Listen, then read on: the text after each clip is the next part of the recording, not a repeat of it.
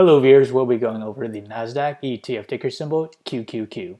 In this video, we'll be going over the day-by-day probability model, the technical performance of each model, how we find the models, comparing the current trend with the trend in the past, and we'll go over the day-by-day forecast for QQQ. So back to the technical analysis, today we closed around 69 basis points on the 1-hour chart. We were nearing overbought RSI on Monday. We have now seen a reversal and we are starting to approach to negative MACD. As for the 4-hour chart, we were on overbought RSI and we start to see a divergence on the 4-hour MACD, and we have not quite tested the 18 moving average on the 4-hour chart.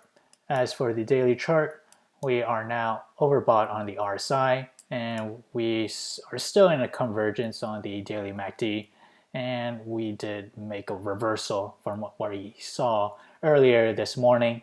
So we have a candle wick pointing down, and if we do manage to reverse down lower, the next possible support will be the 9-day moving average, this blue line, and that is around a price of $248.50. And we also had previous resistance level that dated back to June 23rd, and since we're above resistance, that now acts as our support.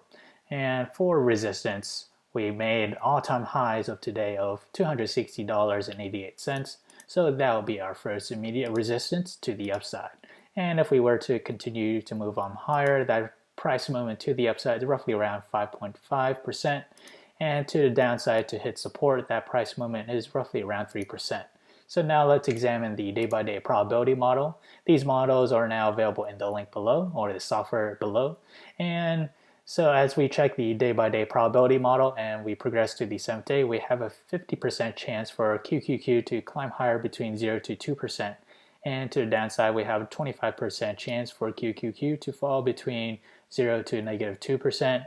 And Nasdaq has a 12% chance to fall between negative 2% to negative 4.7%. And extreme case to the downside, we have a 12% chance to fall between negative 4.7% and negative 8%. So now let's examine the day-by-day forecast for QQQ. So we have 1 day out, that'll be a Wednesday, and 2 days out will be a Thursday, and so on. So we have 3 days out, 4 days out, 5 days out, 6 days out, and 7 days out. So which one of these models we should focus on? Ideally, the model that is best matched to the current trend. The blue lines are current trend, and overlapping it is green line. That happens to be the best match. So right here we have our current trend, and below is the trend that we found on the line graph above. And this trend dates back to March 11th, 2009 to June 5th, 2009. So let's begin comparing the both trends. So in the first half, we average above the middle Bollinger Band, and then we touch the middle Bollinger Band twice, and then towards the very end, we touch the upper band.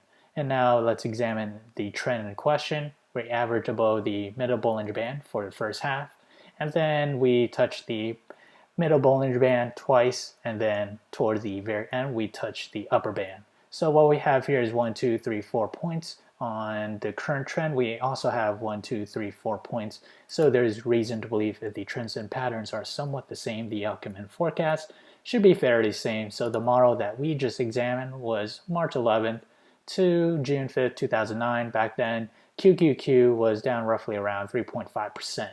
And if we head back to the day-by-day probability model, that coincides with this standard deviation of 12% chance between negative 2% to negative 4.7%. Let's examine closer on the technical performance of each trend.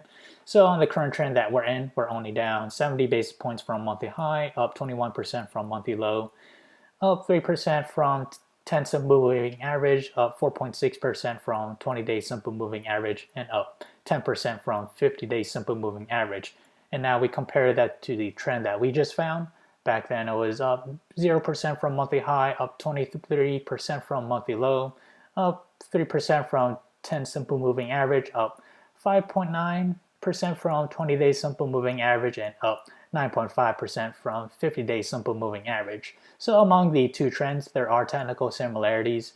And again, the software is now available in the link below, so do check it out. If you enjoyed this content, feel free to like, comment, subscribe, and thank you for watching.